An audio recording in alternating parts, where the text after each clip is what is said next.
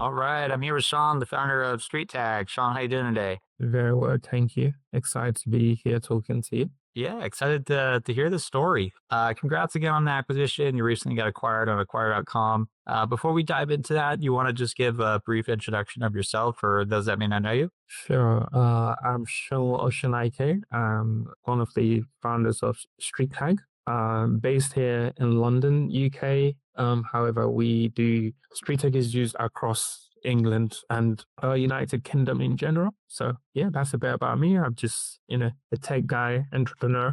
Love my tech, and yeah, I'm sure I'll get to share a bit more about how Street Tag started back a few years ago. Yeah, let's dive into Street Tag. Tell me what it do, what problem it solved. Sure. Okay. So essentially, Street Tag, starting from the problem it's solving. So we started initially which is pretty much the case, to basically prevent and tackle obesity and making physical activity fun and enjoyable for people. So, we're at the end of 2025 now. 2026 is going to come in. Lots of people are going to want to sign up for the gym, get excited. But then after a week or 4 weeks, they're going to quit. So Street Tag, it's that middle ground that helps people to make physical activity fun and enjoyable for them in such a way that they don't even realize they've been physically active, but because they're just having so much fun. So we gamify the physical environment and turn into a virtual playground to make physical activity fun and enjoyable for people to want to participate in that. And we typically, though, pretty much across the age spectrum, from children to elderly people. Our oldest user is 80 years old, but it's predominantly used by families and their children. So in a way, we use it to encourage active travel to school. So to reduce driving to schools. So encourage people to walk and cycle more to school during school run time. And then also it's also used in workplaces and so forth. Yeah. Man, what an awesome app. Having, probably really positive impact on a ton of people. You work out, you feel good, you look good. And then for you, you were able to turn that into a business. That's incredible. How'd you get the idea for this? Yeah. So it actually started in 2017.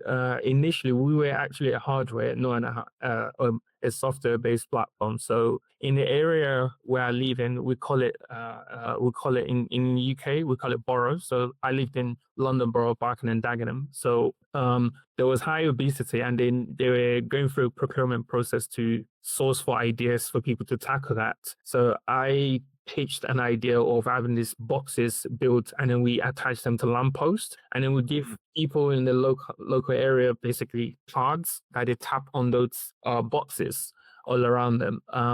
So that we successfully got the funding to start that, but when we launched, unfortunately, they were all vandalized. So that Oh was no. the disaster. I mean, we could have quit right there and just call it a day. But then I managed to convince them to say, you know what, we can try it one more time, because we 3D printed the boxes and put, Arduino, put a bunch of electronics inside. So actually, you know what, give us, 6 more weeks, let's relaunch this. We'll make a metal boxes and then put a alarm padlock to make it more secure. Then we launched again. It was vandalized. Oh no. Oh, okay, all right. So this is getting really close now. And then I had one more chance, one more attempt. Managed to convince them to say, okay, you know what, the local authority, that why don't we make a software and then we just have this QR code printed on a branded stickers, and we place them on lampposts. And then we create a smartphone app for people to basically scan those QR codes and move around, and then basically encourage people to go around looking for this QR codes on lampposts to scan them. And then each time that you get to the lamppost, you have to type in your email each time. So it was quite cumbersome, but we needed to get something launched. This was now January, February 2018. We went live with that. So I bought about 3 bikes, I believe, and I got some college students, print more of those QR code on the lamppost, and said to them, you know what, I just want you to go around twice a day. I'll pay you, and just replace the ones that are vandalized, just so we can get 6 weeks out of the program. And we successfully did that. And then the fact that people were willing to go through that process, download the app, type in the email each time to get to the lamppost, so, okay, there's something interesting here. And we managed to get lots of people that wouldn't normally be physically active, that were obese, to now being active at the end of the pilot run. So the program just started growing from there. And then, of course, we iterated the software and made it a lot much better, which is what it is today. It's now virtual tags and a lot more interesting stuff. Wow, what a story. That's some serious hustle to get those first users. I love it. Yeah, it was, and a lot of course. I mean, not that we don't do that anymore. There was a lot of face-to-face interaction, like actually interacting with the users to make sure we get the early feedback and use that to iterate and improve on the platform. That's incredible. Where is this app available? Is it just the UK? Is it local? Is it in other areas? Technically it can be used across anywhere in the world, but we mostly, because of our business model, it's mostly used in the UK. However, we have lots of people that whenever they go on holiday to US or to France or to wherever around the world, they will often take their street tag with them because they want to stay competitive and make sure they're climbing the leaderboard. So there's a leaderboard system to it. So they don't want to miss out on all the points. So even while they're on holiday, they're still tagging, which is great. But it can be used pretty much anywhere around the world. And we are scaling that to lots of places now. That is amazing. Tell me about the business model. How does it generate money? So our business model currently, which is ever evolving, especially as part of this acquisition, we're going to be expanding. Essentially, we work with local authorities across the UK. So they contract us over a year or 2 years or 3 years, however long the contract is going to be. And then essentially their goal is to get people that are physically inactive within the local area to be more physically active. So we had to basically deploy the program to get lots of people. We did a lot of targeted work in getting people to be more physically active as a result of the engagement with Street Tag. And at the end of it all, we get our data science team to basically showcase how the impacts that we've had, how we've transitioned people from being physically inactive to fairly active and active as a result of the intervention that we brought in with Street Tag. So that's what they pay us for, to deploy the program and get people active. So it's a lead stuff. Yeah, that is incredible. So you clearly had product market fit. You had tons of people using the application. You were generating revenue. What made you decide to sell Street Tag? Honestly, like from the onset, like part of the goal from the early days was always been like to be able to exit, like, anything between 5 to 7 years from the onset of starting, into the future.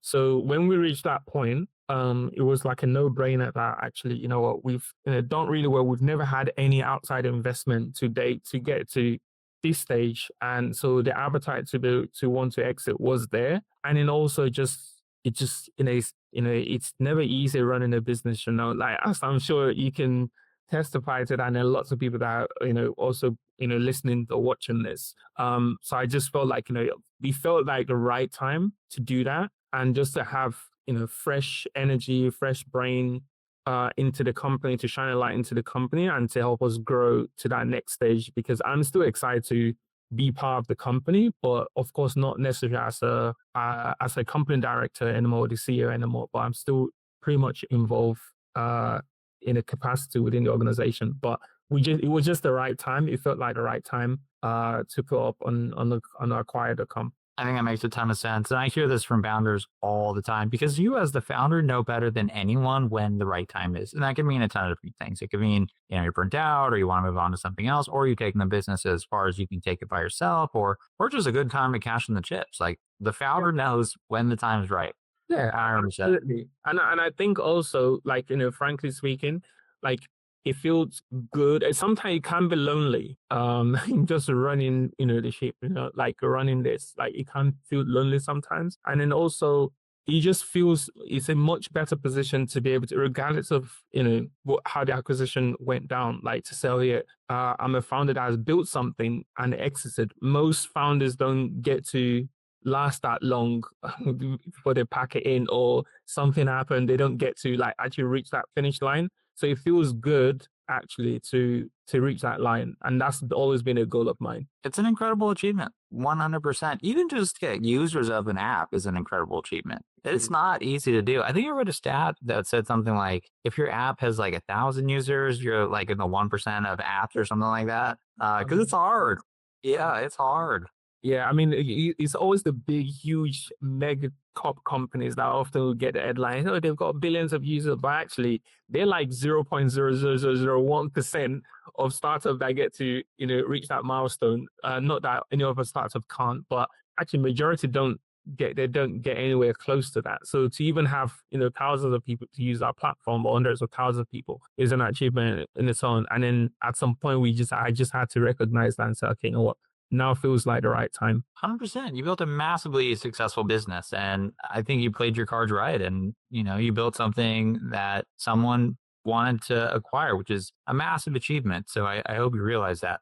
Tell me about the first week on Acquire. What was your expectations? How many buyers reached out? What was that like the first week? I'd feel when we signed up, I think though we did get like some of like, support. We had a contact person that was communicating with us, but I felt very skeptical. Like, really, is this going to work? But I think the thing with acquire.com and just Googling any other random like, oh, sell your business platform, is that I've always sort of like seen you guys on X over the years, posting stuff. I've always, followed you, like seeing posting stuff. I thought, hey, this looks cool, like this looks good. So I just had to test out. Is this actually real, or, or is it just one of those platforms where you sign up for and then you have bots like pretending to make you, to show interest in wherever you're doing on there. But yeah, it was very straightforward setting it up, because actually, funny enough, we had set it up a couple of years earlier, and then after a while, I remember selling my car so that you can then invest that money into the business to then kick off again. So I just say, you know what, like take us off the platform for now, like just pause the platform, and then we came back months later, just gave ourselves like 6 to 8 months or so of like, okay, get things going again properly before we go back on. So we go back with something perhaps much stronger. But yeah, like even the second time round when we listed ourselves on there, it was easy. The first time round also, we did have some interest actually. We did. And then in fact, we had an offer. It's just that the offer wasn't right for us at the time. So we turned it down. So we've surprisingly enough, because I try to list on other random site, which I'm not going to mention, just to kind of compare the interest. I found acquire.com like by far the best in terms of getting interest and traction in people wanting to learn more about the startup and having interest in conversation by far. In fact, on the other platform, we didn't have any conversation at all. They were just useless and compared to you guys. Wow. Well, as the founder of Acquire, I obviously love to hear that. Did you do anything to prepare for the acquisition? Did you put together documents? Did you put together a P&L? What did you do to prepare? Yes, yes. So we did. We put together some document, and then I think I wasn't even that much familiar with data room ish, but then through you guys, and then some of the support links, and then the conversation I was having with the support staff. Can't remember. I know there was a lady before the new person, Key, or someone that's in there now, but there was someone else before him as well. Or I don't know, him or she, sorry. But yeah, like I find that support really helpful in terms of whenever I need anything, or if I'm confused about stuff, I always send in an email. So I'm not sure about this, or usually you guys also send us an email to say, oh, can you make sure you put this document together? You can access this link to see some templates. Those templates was always very helpful. And then the rest is just a matter of just using my own brain to had 2 plus 2 to try and figure out what we needed to prep in advance. And then some of the conversation we had earlier on, like, of course, like helped the further conversation we had, because then we know, okay, this was expected. I mean, I've never had an LOI before. I only learned about LOI through you guys. And then also I've only ever got my first proper LOI through you guys as well. So that there's a lot of learning from that as well. And I think on any other platform, I don't think we would have gotten close. So kudos to you guys for putting together a really, really good package that makes the process super easy for founders like me. Incredible. Well, we can't take all the credit because you built an incredible business. That's what does most of the heavy lifting. Tell me about due diligence. Was that enjoyable? How long did Oh god, no, take? due diligence. My gosh. I think with the guys, with the team, the organization that acquired us, they were. I mean, we spoke. Like I said, we spoke to different people in the past on acquire.com, but like, I really, really, really genuinely love these guys. They're so fun to work with. Yes, it, it felt long, but I think, of course, it was worth it. They needed to do their, their process, and then because they're American, they didn't have they've never acquired a company in the UK, so they needed to also set up the holding company to take up that process and all of that. But then the moment we realized that was happening, that's some investment from their side. So we knew that, okay, yeah, this is definitely happening for real. It's not just like, because sometimes like they're so great to get on with, unlike some previous rude people that we've interacted with. And because I mean, us being from UK, I think this like British culture, there's a sort of like we tend to be more like sort of like can be respectful and laid back in our approach. And whereas maybe perhaps other people from other country are not so the case. So for some reason, like we got on so well, I got on so well with the team. So I was always like felt relaxed to go through that due diligence, whatever they needed to do. And I learned from earlier on that it's better to just be open and just say, whatever it is about the organization, share rather than, some funny stuff coming up down the line and it's going to be giving me anxiety. I just wanted to sleep good and knowing that, yep, I've been honest and I don't want any sort of like funny stuff coming out. In fact, I remember when they reached out through quiet.com, we had replied and then set up a meeting, and then in that meeting, in fact, that meeting day, I just had a procedure done, and really, I could have said, I don't want to do it. Like, I just postponed it or something. But I just thought, you know what, I'll just do it. And I was just because of the mood I was in, slight pain. I just said everything, all the good stuff about Australia, and also said all the challenging parts, like everything, literally. Then I remember talking to our co-founder afterwards when we were catching up in the evening because of the time difference. I was like, I just said it all, like, yeah, that's it. Like while we're in that catch-up meeting, I remember receiving an email saying, "Oh, we want to have a follow-up meeting," and I remember thinking to myself, like, "What? I like, are they serious? Like after everything I've said, like, yes, we've built something great, but then there's also challenges in most businesses." So I was very surprised and I reached out. Yeah. Okay, this is interesting. Maybe our quiet.com is about to kaching us like into the future. And then yeah, did a follow up. But yeah, it's the due diligence was worth it, and part of the lots of different conversation on acquire.com, and then also the conversation. I think there's a checklist that I remember you guys shared in earlier on. So that meant I had created a data room on our Google Drive, and I started setting things up in place just to make part of that process a bit easier. So half of the work was more or less done in a way. Amazing.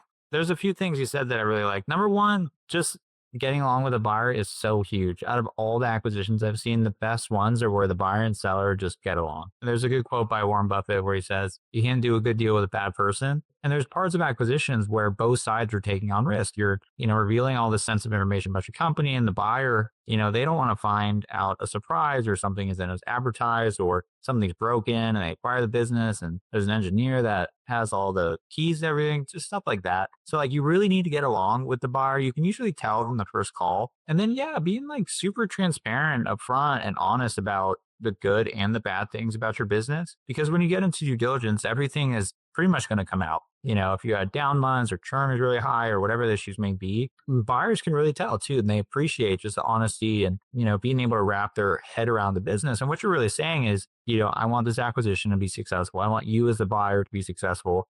I'm serious about selling the business, and buyers really appreciate that. That's how you get really good deals done. And then setting up the data room too in advance is massive because you want to be ahead of that stuff so you keep momentum going so it doesn't drag on during due diligence and it delays closing and people lose excitement. And then that's how deals fall apart. And then a surprise pops up and everything just goes haywire when that happens. So great job. So you successfully, sold the business. You found an amazing buyer. You get along with them really well. You're excited to work with them. That's an awesome acquisition. So congrats on that. Did you do anything to celebrate when the deal closed? Did you go out to eat somewhere? Did you? I think the first week definitely not because I was just still in shock. I didn't know how to process it, to be honest. Like I'd never been in this situation before. I didn't know how to process it. I was happy, but then I felt empty at the same time, like almost sort of like, wow, okay. Because it took approximately about 4 months. And yeah, I didn't know how to celebrate it in the first week, I'll be honest. It was just a very weird feeling for me. But then week two, we went out for dinner, myself and my co-founder, to celebrate it. And we started to open up about it a bit and discuss it a bit more. I think now it's more like an everyday celebration thing for us now, and especially for me. And I'm happy to still be part of the organization. And if people have ask, I mean, like, oh, how do you feel now? Like, you've always been your own boss most of your life, and I said, it's okay. I'm happy to be an employee for once. Like, I mean, doing the right, like, I still wanted to be successful. Like I don't have any bad feelings towards the company or towards the new owners. Like, no, I'm excited, like, to be part of it. I want it to, like, it's a legacy thing for me as well, right? So regardless of what happens in the future, however long, I'm still going to remain a company. So yeah, I want to be able to still, in fact, I'm glad I didn't jump over and super celebrate in the week one. So like, I like this idea of like, celebrating it over time and just be content and be so happy with the journey, the next journey and the next chapter we're going through. Yeah, I agree on multiple fronts. I think a lot of founders don't realize everyone will exit their business at one point or another. It's just going to be up to them, or it's going to be something that happens and the business goes a different way, or it's very rare to pass a business along to your kids or something like that, especially a software company. Like, you're gonna exit your business and you want to be in control of that decision and not be, swayed by the market, or you get disrupted, which happens all the time, as we all know as founders. Yeah. And yeah, it's a weird, surreal feeling. Like, I sold a business when I was 29 to a private equity firm. All of a sudden, I'm an employee too. It was interesting, but best decision I've ever made. Because it is chapters. I was able to move on, start fire, and do a bunch of other cool stuff. So I love that perspective. If you had to give a couple tips to another founder that's looking to get acquired, what do you think those tips would be? You had one or two main tips. Well, main one, definitely just be transparent from the upfront, because that way you can filter who's serious and who's not, who you're likely to get on with. I think that's so underrated. It's just easier to just be clear upfront.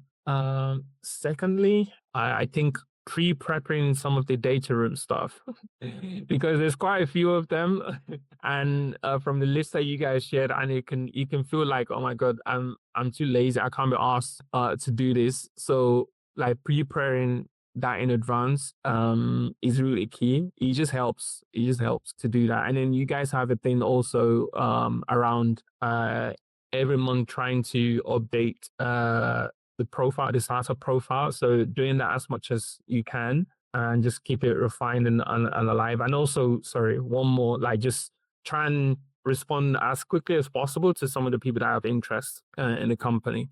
Because yeah, we all have lots of things going on. It might, be doing follow-ups is what I'm trying to get at. Like, just doing follow-ups and just see, like, they might just have something critical that just distract them in a moment, but just doing follow-ups also helps. And if they can't help, if they're not, really interested, that's fine. Maybe they might have an interesting recommendation or suggestion. That's also welcome. So those are my tips. Great advice. I agree again on all fronts. The last point's really good because a lot of founders don't realize when you're selling your business, you're in sales. You need to follow up. You need to share information. I cannot tell you how many acquisitions I've seen close from like the fourth follow up when, buyers looking at everything. They're looking at all the documents, but they're also looking at, 10 other deals. And then it's this one message that gets them excited. These new updated numbers, this new document you put together. So keep following up until they say, hey, I'm just not interested. Just like sales, you need to follow up, get a lot of no's, and then you eventually get a yes. So love that. Yeah. Sean, what's next for you? You mentioned, you're going to be working on this for a little bit. Anything else you'd like to add to that? Honestly, right now I'm just wanting to enjoy, be at peace, and just sleeping better. I have someone else to share the burden of the company with. Unlike before, it was like pretty much just myself on my head. So yeah, Servers go down, they don't have to call you anymore. yeah. Well, it's still after, but it's not the same pressure. It's not the same pressure. I have someone else to share that burden with. Like, hey guys, there's something going down. But hopefully, we're not going to have that. Um, Like, I think now Jenny just wants to focus on helping the company grow. And of course, I will be interested in other bits on the side, wherever comes up or whatever that might be. But I'm in no rush at all. Just want to help the company to that with, for that next stage journey, really. I know that sounds boring, but yeah, I just want to enjoy it. I want to soak it in, not just Yeah. quickly like rush onto something and say, oh, I'm leaving. No. I think that's smart. Yeah. Enjoy it. I feel like we've built I've built a really good relationship with the new owners as well. I'm a very loyal person when it comes to things like this. So I'm determined to not let them down, if that makes sense. So yeah. Totally. You're a stand up guy. Thanks so much for coming on the podcast. Congrats again on the acquisition. Super excited for you. If people want to learn more about you and follow your story online, where can they find you? So yeah, I don't post very much on X, but I think just following on X, just my name and surname, Seun Oshinaike. So that's SeunOshinaike on Twitter or X, and then also I'm also on LinkedIn, and then also you can just email me if you really want to. Just my first name at streettag.co.uk. That's it. Right on. I'll put those in the show notes. Sean, thanks again for coming on. Thank you, Andrew. Nice to meet you. You too. Cheers.